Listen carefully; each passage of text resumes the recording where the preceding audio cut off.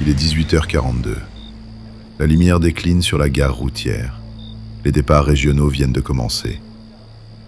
Un homme est assis sur un banc métallique, chemise claire, sac posé à côté de lui, téléphone dans la main. Rien d'anormal. Une femme s'assoit à 2 places de lui. Ils ne se connaissent pas. Silence banal. L'homme relève la tête, fixe un point au-dessus du quai. Pas la femme, pas l'écran. Quelque chose au-delà. Il se lève lentement, traverse la distance qui le sépare d'elle, sans un mot. Il la pousse violemment contre la paroi du quai. Un geste bref, sec, imprévisible. Un cri, des pas qui reculent, un sac tombe, puis il s'arrête. Il ne fuit pas, il ne parle pas, il ne regarde pas la femme. Il reste debout, regard fixe, respiration régulière.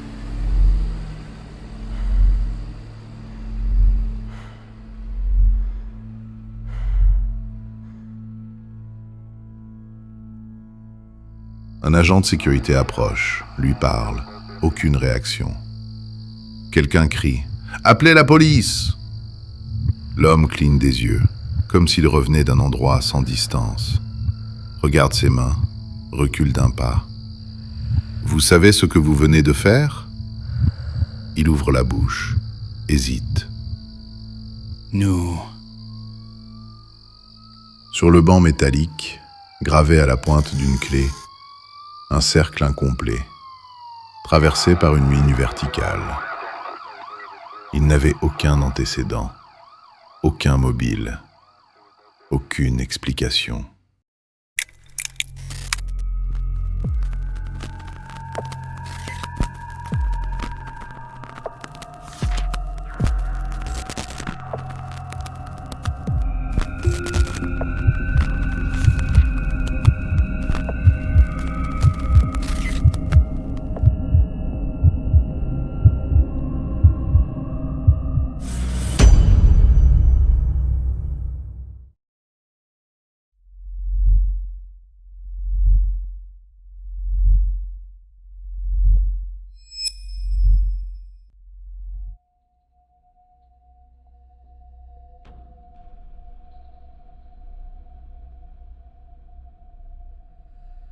L'homme arrêté ce soir-là n'avait aucun antécédent judiciaire, aucun trouble psychiatrique déclaré, aucun conflit connu avec la victime. Les analyses toxicologiques n'ont révélé aucune substance, et les caméras de surveillance ne montrent aucun échange préalable. Le geste est bref, la latence, elle, est mesurable. 6 minutes d'immobilité.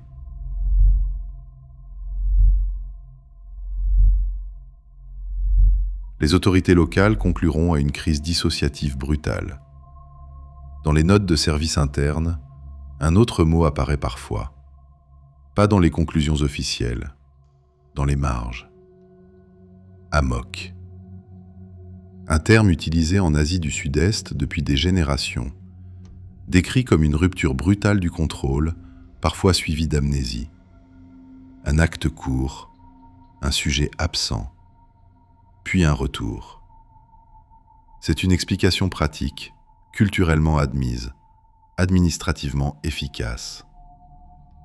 Mais dans ce dossier, un détail ne correspond pas. La latence, exacte, mesurable, répétée. Ce qui a retenu l'attention n'est pas la violence. Dans les gares, les altercations existent. Les dossiers se ferment vite. Un geste, une sanction, une explication. Ce qui dérange ici, c'est ce qui vient après. 6 minutes, sans agitation, sans fuite, sans confusion visible. Et surtout, le regard, toujours orienté vers un point au-dessus des témoins, comme si l'homme attendait une instruction. Pourtant, ce n'est pas la première fois. Il existe d'autres rapports, d'autres procès-verbaux, d'autres constats, dans d'autres districts, à d'autres années. Des dossiers classés, séparément, sans lien. Des hommes ordinaires, des actes soudains. Une immobilité inexpliquée. Et toujours, dans les marges des rapports, un détail noté sans insistance. 6 minutes. Dans les premières heures, la police classe l'affaire comme un épisode isolé. Mais l'audition contient une ligne, une seule. À la reprise de contact, le sujet murmure une phrase incohérente. La phrase est notée sans commentaire. Nous ne sommes pas seuls. Ce n'est pas une phrase d'excuse, ce n'est pas une menace, ce n'est pas un délire construit. C'est une phrase trop calme. Ce n'est pas l'acte qui attire l'attention, c'est la répétition.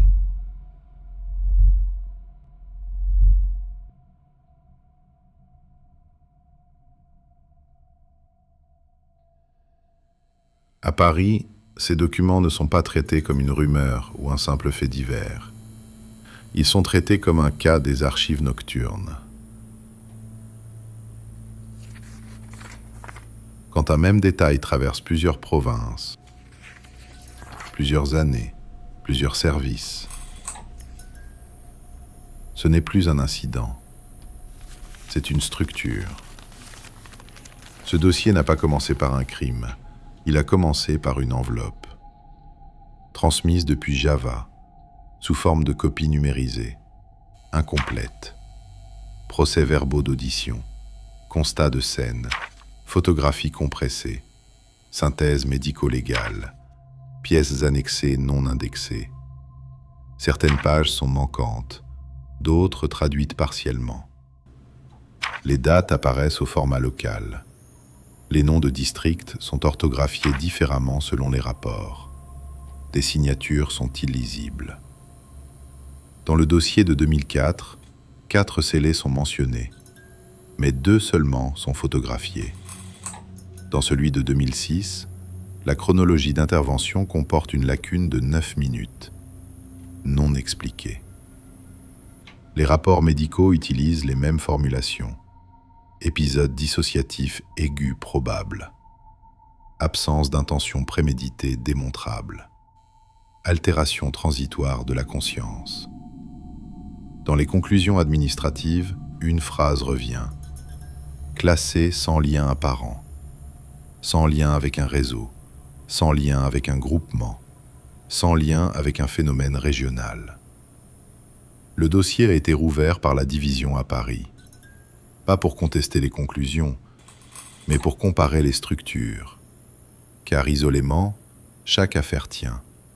Mais ensemble, elles commencent à se répondre.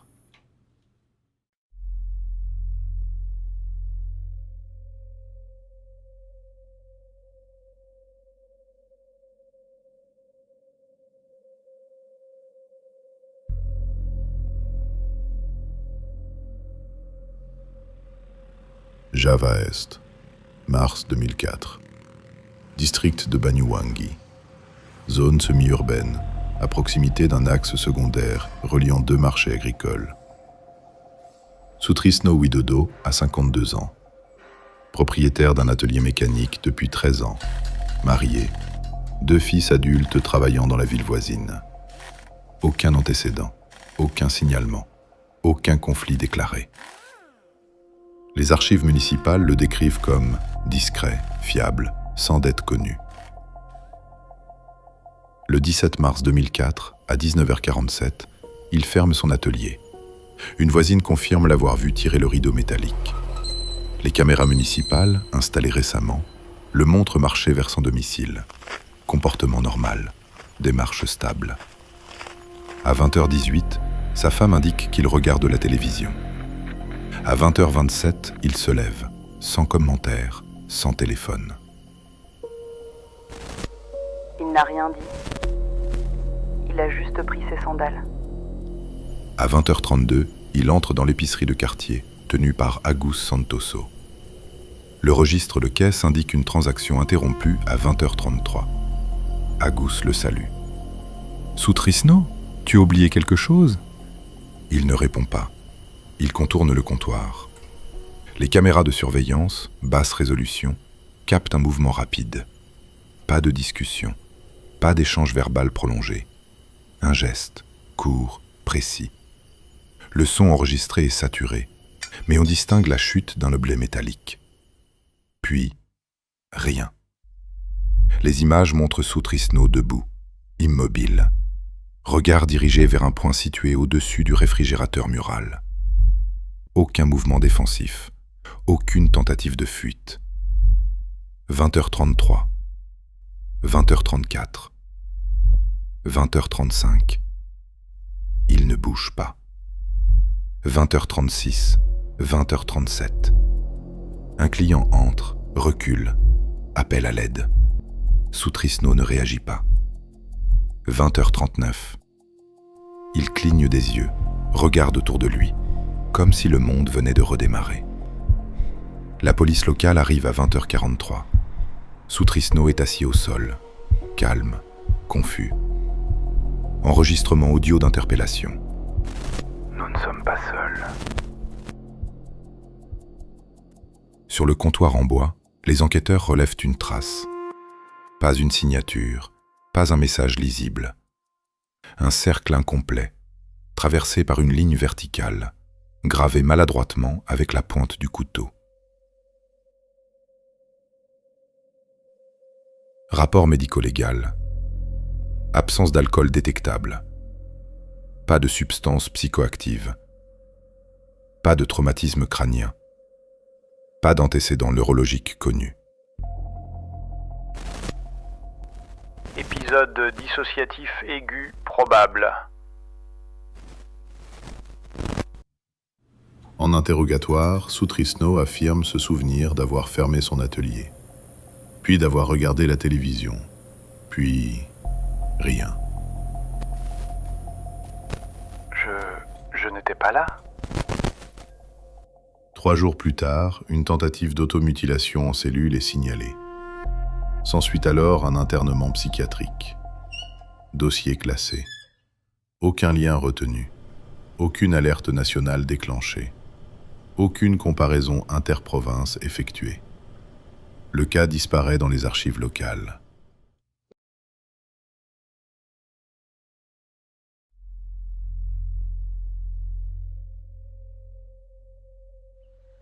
Java Central, août 2006, district rural à 380 km du cas précédent. Arif Pranoto, 39 ans, technicien en maintenance électrique pour une société régionale. Marié, une fille de 8 ans, aucun signalement, aucune dette, aucun conflit judiciaire. Le 22 août 2006, la température dépasse 30 degrés, même la nuit. À 21h03, un voisin le voit sortir les poubelles. À 21h10, il rentre chez lui. À 21h14, il ressort. Son épouse dira « Il a vérifié la serrure 2 fois. Ce n'était pas habituel. » Il traverse la rue. 3 coups. À l'intérieur, son voisin ouvre. Aucun cri entendu par les maisons adjacentes. Les murs sont fins, mais personne ne signale de dispute. Un bruit de chaise, un objet qui chute, puis silence. À 21h15, selon l'estimation médico-légale, l'acte est terminé. Arif s'assied, dos au placard, regard fixe, respiration stable. 21h16, 21h17, 21h18, 21h19, 21h20. Aucune réaction aux stimulations auditives extérieures. 21h21. Il cligne des yeux, tourne la tête, comme s'il revenait d'un endroit sans distance. La police arrive à 21h28. Arif ne fuit pas. Dans les archives, il est mentionné qu'il dit ceci lors de son arrestation. Nous ne sommes pas seuls. Dans la cuisine, près du point vers lequel il fixait son regard, les enquêteurs relèvent une gravure. Un cercle incomplet, traversé par une ligne verticale, irrégulier, imprécis. Lors de son audition, sa fille dit ceci. Papa était calme. On aurait dit qu'il écoutait. Arif nie toute intention, affirme ne se souvenir de rien entre 21h14 et son arrestation. Analyse sanguine négative. IRM cérébral normal. Évaluation psychiatrique, trouble dissociatif aigu. 3 semaines plus tard, tentative de suicide en détention. Il a été secouru. Puis internement longue durée. Dossier classé, sans lien.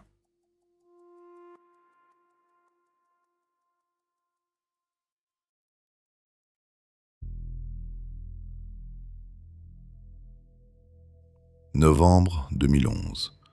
Java central. District semi-rural proche d'une zone forestière. Nom, Rizal Arianto.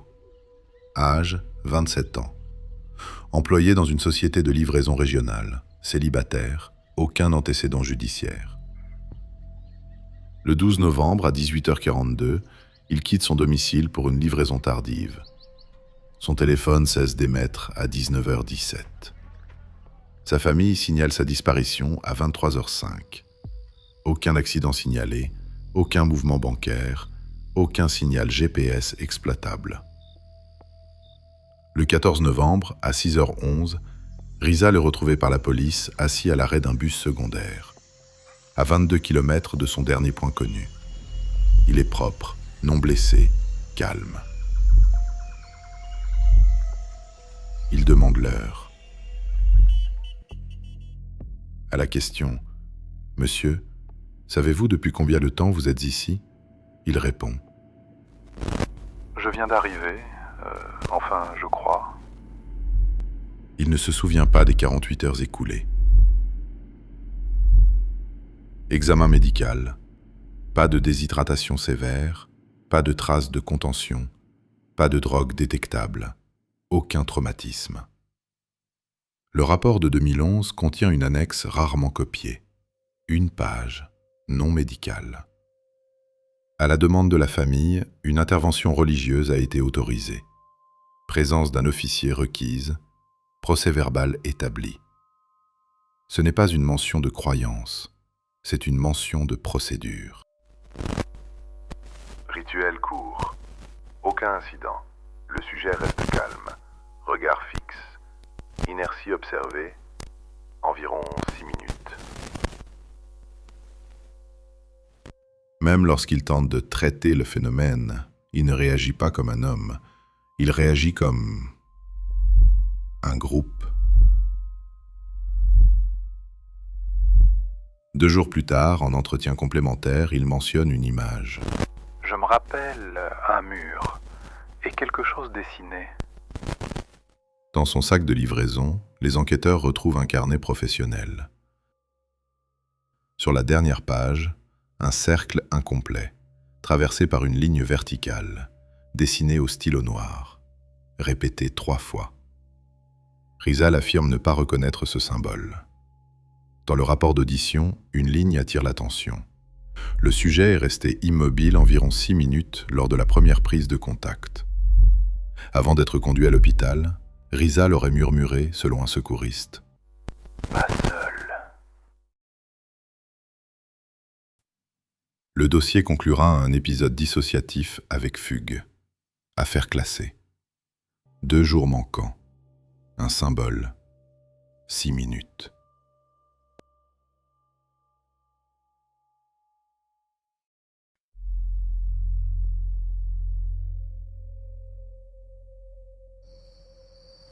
Avril 2018. Route départementale reliant 2 villages agricoles. Nom, Bagus Santika. Âge, 34 ans. Chauffeur indépendant. À 22h17, une automobiliste signale un homme immobile au milieu de la chaussée. Arrivé sur place, Bagus se tient debout face au phare, sans bouger. Un motard ralentit. Bagus l'attaque brusquement avec une barre métallique trouvée sur le bas-côté. Acte bref, violence ciblée. Puis, il repose l'objet et reste debout, immobile. Les premiers témoins décrivent. Il ne respirait presque pas. Il regardait au-dessus de nous. La chronologie de la police de 22h18 à 22h24 dit ceci. Immobilité totale. 6 minutes. À 22h25, Bagus cligne des yeux, regarde ses mains, recule. Autre fait intéressant retrouvé, sur le capot de la voiture touchée, une gravure partielle, un demi-cercle, une ligne verticale à peine esquissée. Test toxicologique, négatif. IRM, normal. Antécédent, aucun trouble psychiatrique documenté. Conclusion locale, crise dissociative brutale. Là encore, même structure, même immobilité. Phrase incomplète.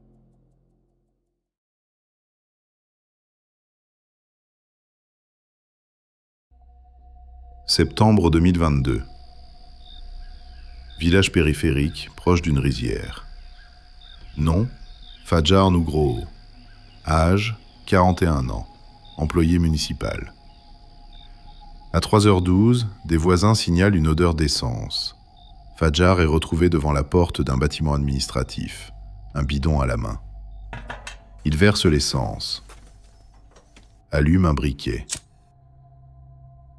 La flamme s'éteint. Il ne tente pas de recommencer, il reste debout. 3h13 à 3h19. Immobile. 6 minutes. Les voisins crient, il ne réagit pas. À 3h20, il semble reprendre conscience, regarde le briquet, comme s'il ne comprenait pas ce qu'il tient. Pas seul. Sur la porte en bois, un cercle incomplet, ligne verticale profonde, gravée avant l'arrivée des témoins. Examen médical, normal. Évaluation psychiatrique, dissociation probable. En 2022, personne ne compare avec les dossiers de 2004 et de 2006. Il reste des incidents locaux, jusqu'à Paris.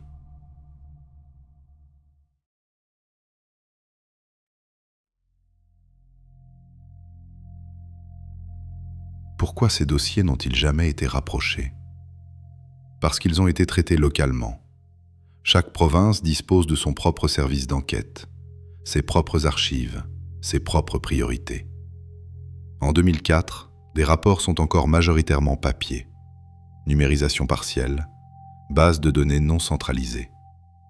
Les diagnostics retenus sont pragmatiques, dissociation aiguë, stress extrême, fatigue, conflit personnel non déclaré. Dans un cas, la possibilité d'une consommation d'alcool est évoquée, bien que non confirmée par les analyses. Dans certains districts, l'affaire ne s'arrête pas au médical. Quand la famille insiste, une seconde couche apparaît. Des médiations, des interventions religieuses, parfois consignées, parfois seulement mentionnées. Et quand elles le sont, ce n'est jamais pour confirmer quoi que ce soit.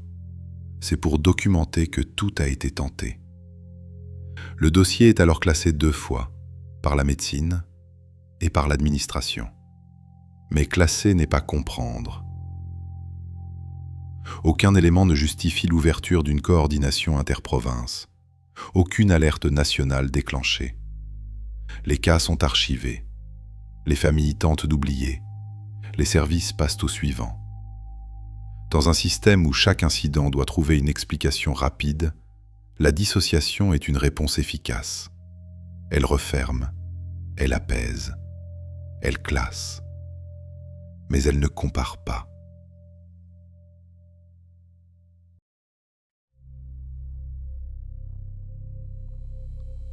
Les faits sont clos. Les pièces, elles, restent. Annexe B, dossier 2004. Audition complémentaire du 19 mars. Client entré dans l'épicerie à 20h36. Je venais acheter de l'eau. La porte était ouverte. Je n'ai pas tout de suite compris. Agus était au sol et Soutrisno était debout. Je l'ai appelé par son nom, 2 fois. Il ne clignait presque pas des yeux. Je pensais qu'il faisait un malaise. Mais il respirait normalement. Ce n'était pas une crise. Il regardait au-dessus du frigo, comme si quelqu'un lui parlait. Procès-verbal signé à 22h14. Aucune contradiction relevée. Dossier 2006. Audition du voisin direct, enregistré à 22h03. J'ai entendu 3 coups, pas fort, puis un bruit de chaise. Je n'ai pas entendu de dispute. Quand je suis entré, il était assis. Il ne regardait pas la victime, il regardait le mur. Je lui ai touché l'épaule. Je pensais qu'il faisait une crise, mais il ne bougeait pas. Il respirait normalement. Il n'a pas réagi. Pendant, je ne sais pas, longtemps. Chronologie vérifiée. 21h15 à 21h21. Dossier 2011. Entretien audio complet entre Rizal et l'enquêteur. Rizal, vous souvenez-vous du 12 novembre après 19h17 ? Non. Vous avez été retrouvé à 6h11, 2 jours plus tard. Comment expliquez-vous cela ?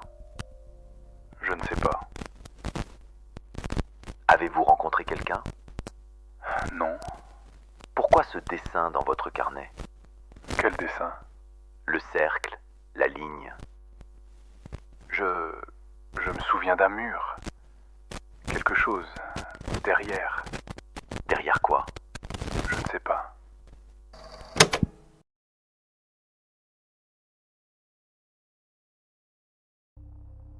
Dossier 2018. Rapport de première intervention, ligne 14. Sujet debout, regard fixe au-dessus du niveau des témoins. Absence de réaction aux injonctions verbales. Dans les 5 dossiers, une constante apparaît dans les auditions secondaires. Le mot « écouter ». On aurait dit qu'il attendait que quelque chose finisse. Comme si le sujet ne subissait pas une crise, mais attendait que quelque chose se termine.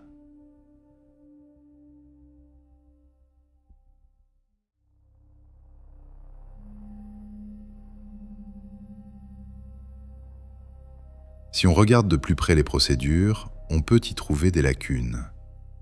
Les chronologies présentent des anomalies mineures, mais pas assez pour évoquer une manipulation. Mais assez pour que l'on note une négligence répétée. Dossier 2004. Intervalle de 9 minutes non décrit entre 20h30 et 20h39. Dossier 2018. Absence d'enregistrement audio pendant 2 minutes avant l'arrivée des secours. Dossier 2022. Mention d'un témoin supplémentaire non auditionné. Des trous ordinaires, dans un motif qui, lui, ne l'est pas. Autre point d'attention, dans 4 dossiers sur 5, une phrase apparaît, toujours après l'épisode, toujours au moment du « retour ». Nous ne sommes pas seuls. Aucune source commune identifiée, aucune phrase comparable dans l'entourage, aucune explication consignée. Les hypothèses locales restent pragmatiques, dissociation rare, stress aigu, facteur environnemental. Mais plus les dossiers s'additionnent, moins ces réponses suffisent.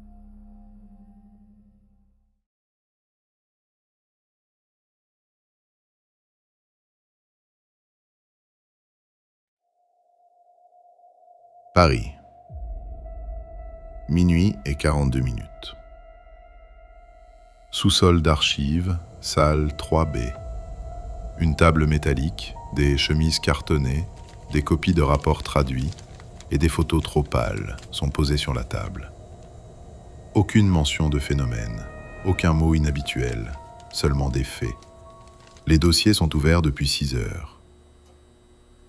Le dossier 004 n'a pas été rouvert à cause d'un nouvel acte. Il a été rouvert parce qu'un détail a cessé d'être un détail. 2 affaires, 2 provinces différentes, 2 hommes qui ne se connaissent pas, 2 dossiers classés à 2 ans d'écart, et pourtant, la même structure.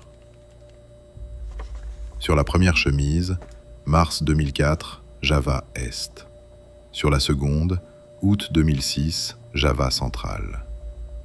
Les rapports ont été transmis sous forme de copies, procès-verbaux d'audition, constat de scène, synthèse médicale et un relevé chronologique des interventions. Une note est surlignée au feutre noir. Elle revient 2 fois. Temps d'inertie post-acte, approximativement 6 minutes. Ce n'est pas approximativement. Regarde les horaires. Daniel Reeves ne parle pas fort, il ne commente pas. Il aligne les feuilles comme on aligne des preuves. Sur le dossier de 2004, 20h33, agression. 20h39, reprise de contact, 6 minutes. Sur le dossier de 2006, 21h15, acte présumé terminé. 21h21, reprise de réponse aux stimuli, 6 minutes. Même durée, dans 2 contextes différents. Et personne n'a jugé ça utile de le noter autrement qu'en bas de page. Il tourne une page. Une photo du comptoir en 2004. Une marque grossière dans le bois. Puis la photo du mur en 2006. Même motif, mais irrégulier, mal maîtrisé.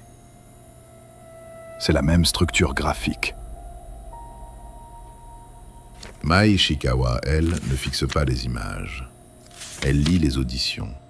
Pas les phrases principales, les hésitations, les répétitions, les mots que les gens utilisent quand ils ne savent pas expliquer. Dans le dossier de 2004, un témoin dit « Il semblait écouter quelque chose ». Dans le dossier de 2006, l'enfant dit « Papa écoutait ».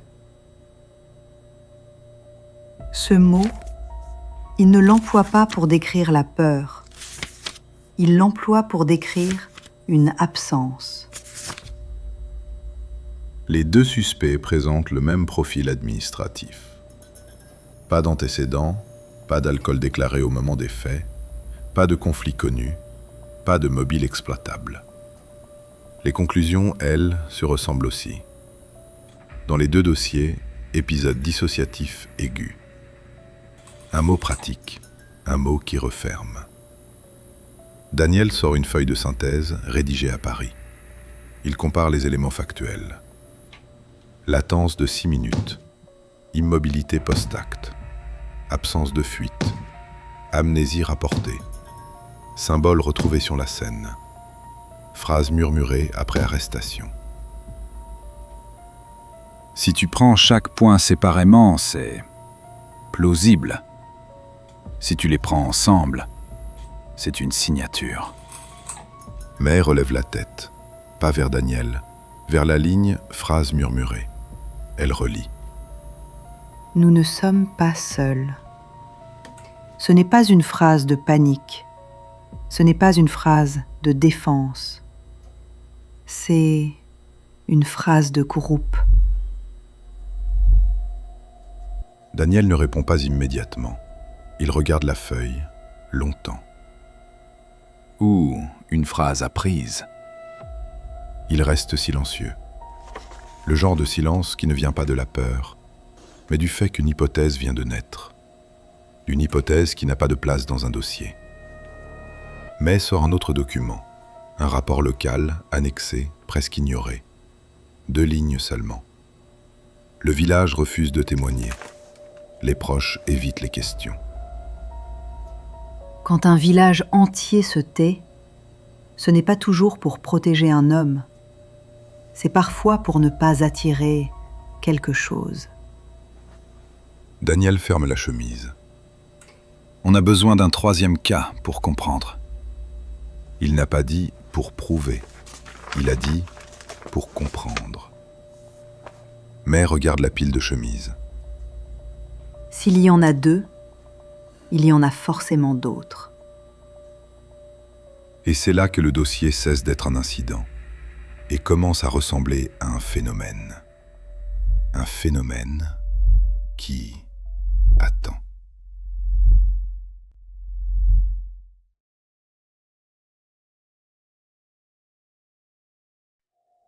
Daniel ne regarde plus les actes, il regarde les intervalles, date, distance, durée. 2004, 2006, 2011, 2018, 2022. Les écarts ne sont pas réguliers, mais ils se réduisent. Mais affiche une carte. Ce n'est plus seulement Java. 3 admissions hospitalières similaires.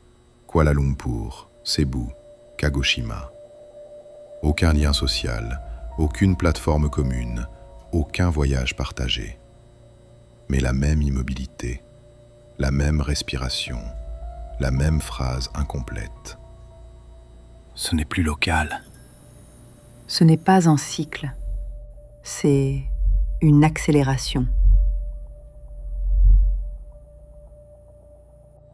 Daniel isole les séquences vidéo.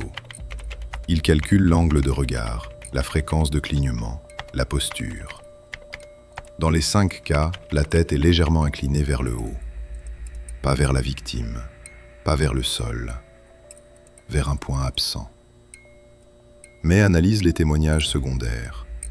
Le mot « calme » apparaît 8 fois. Le mot « écouter » 5 fois. Le mot « vide » 3 fois. Jamais colère, jamais panique. Daniel propose une hypothèse rationnelle. Un trouble dissociatif rare, possiblement déclenché par un facteur environnemental. Mais ne rejette pas l'idée. Mais elle pose une question simple. Pourquoi la même phrase ? Nous ne sommes pas seuls. Ce n'est pas une phrase défensive, ce n'est pas une excuse. C'est une affirmation. Daniel trace une dernière ligne sur la carte. Aucune connexion sociale, aucune coordination numérique, aucun déplacement commun. Et pourtant, mais regarde les points dispersés. Ce n'est pas individuel. Daniel relève les yeux. Alors ce n'est pas isolé. La lumière du bureau vacille. Pas une panne, une variation. Daniel relève la tête, mais ne dit rien. Un message arrive, classé incident isolé. Immobilité observée, 6 minutes. Même district que l'ouverture. Date, hier.